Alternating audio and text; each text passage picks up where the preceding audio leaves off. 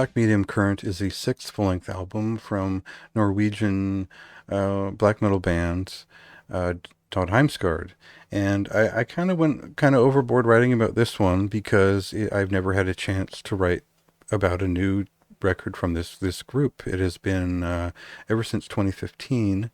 We've been waiting for the next one and haven't been sure whether or not it would happen, primarily because of, well, one of the founding members, Aldron, had left the band once again, and Bikotnik is busy with several other projects. So what can we say about this band in preparing the mind for what this record is ready to do to us? Well, it's hard to know where to start because the history of the band is full and complete, maybe not as examined as it should be, but uh, there are a couple of points I have to make throughout where, first of all, the early work from this band is not typical. It is not typical second wave work. It is not average. It is very good. It is melodic in its own way. The bass performances were very pronounced and important on the early work. That was an exceptional band for its time. And even, as much as folks would like to discount the sort of black thrash metal approach of Monumental Possession, that was a unique thing at the time, and it was a strong record at the time. Anyway, I could go on and on about each record in the discography and why it was significant. But as we get to the point where they switch over into more of a progressive, industrial black metal approach, which becomes a little bit commercial later on, the argument becomes more difficult to make as to uh, is there a legacy here? Does this band really care about continuity so much as what they want to do? I think it's really important to see this as one of the more effective personalities and groups of personalities to come from black metal as a countercultural movement rather than a product to continue selling. I think we see the unique work of Aldron in Ararv today. I think we see a lot of different work come from Bikotnik in various bands since, and now we see Dødheimsgard a little bit more for what they are as a band that have, we could call it progressive, we could call it avant-garde, but really it is not so much a changeling, but a willingness to do whatever they want at any given point and still make it their own, more so than I think a lot of the more iterative uh, groups that came about at the same time. So uh, this is a different record, and all of the records are a little bit different, but it is still related to their approach that they sort of met up with in 2015. I'd love to go through the entire history of this band, but there's just a lot of it. It's kind of like when I talked about Psy. We can't even cut this band up into groupings of types of records because they're all very different, and some of them are just written by different people even. So in response to Umbra Omega, we now have just Bikotnik on vocals. Aldron has left the building. That was a very stylized record that really focused on the vocal performances in a really impressive way, alongside some dissonant black metal guitar techniques that were really helped that record sing. So what is this record? Well, let's get into a clip and then I'll explain it as I see it.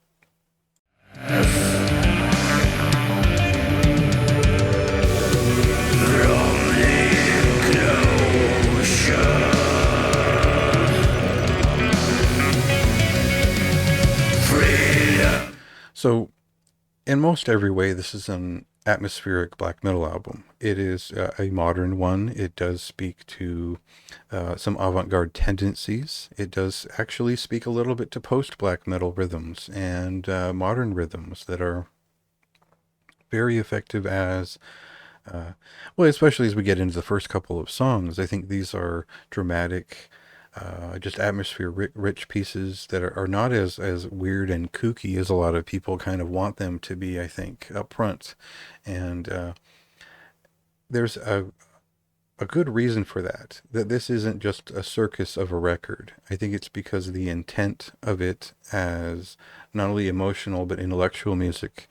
The the There are 2 points of very important conveyance here from the artist into this music, which focus on confusion or vexation, as I put it, uh, as well as uh, existential dread and angst, if you will, where this is the intended feeling of the spectacle they're creating.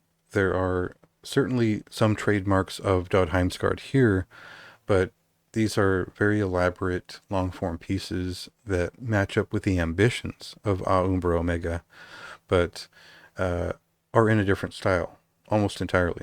And a lot of that boils down to Vikotnik's vocals being very different. They certainly fit the bill.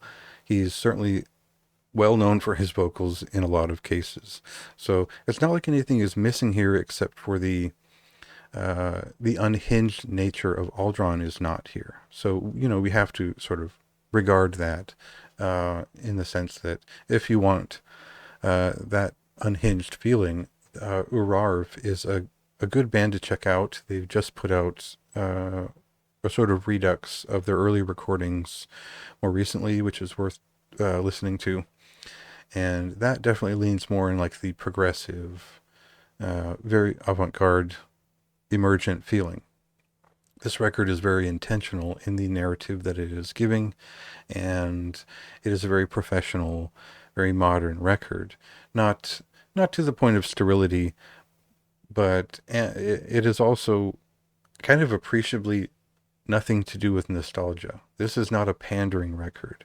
So those two things, those 2 points, really sold this record to me in the sense that this is not meant to pander to me as a black metal fan or a Dødheimsgard fan.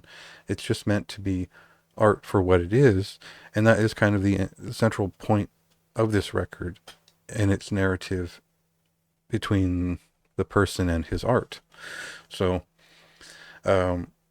it's a more profound point than I think will necessarily land on a lot of people who are more focused on the branding of these types of bands and rather than the art that they create. So I might sound a little pretentious here, but I do think that that is a feeling that comes across very effectively on this record. And I see the progress the artist has made in conveying emotions and thoughts and states of mind in these longer songs. Well, okay, but obviously, this is this artist. So what are they doing that is weird and different and interesting? A lot of electronic dance music influences, a lot of use of synth and piano and uh, even a bit of flute to start off, a lot of vocal layers, a lot of declarative vocal rants.